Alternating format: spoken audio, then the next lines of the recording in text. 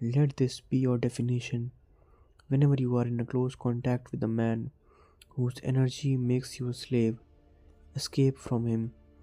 Escape from him like the plague.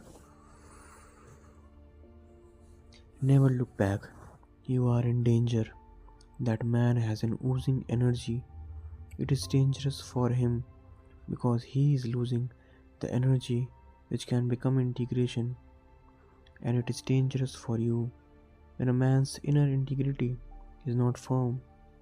Something oozes from his body and becomes an aura which outside him presses on the heart of others. It is a pressure. These are the things to do to be felt. If in contact with somebody you feel a pressure on the heart, a crushing pressure, then that man has more energy than you, but that energy will prove evil. It is aggressive energy. When in the presence of somebody you feel that you are uplifted, that you are taken to a higher altitude, that you start floating upwards, that gravitation is less, that the presence is soothing, gives you silence, awareness, makes you more conscious, and there is no pressure in it. In fact, the ordinary pressures of your life dissolves in the presence of a man who has become integrated. It makes other men honor him more than his elders and betters and get him into his difficulties. And Liesu said, it is bad for others, but that is not the point. It is for the person himself.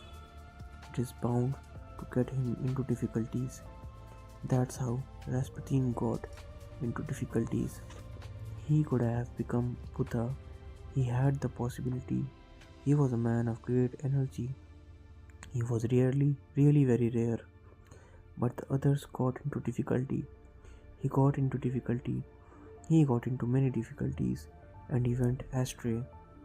The more and more he became powerful over people, the more and more he forgot his own training, his own inner discipline.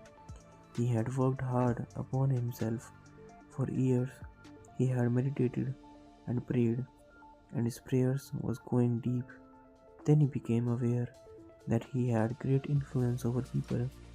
The moment he became aware that he had great influence over people, he forgot about his prayers. He became ambitious. The ego asserted itself on the last layer, the self, not on the body, not on the mind, but on the self. Even when the ego asserts itself on the third, the deepest layer, many people are deceived because it is very difficult to make distinctions. Sometimes the energy feels really helpful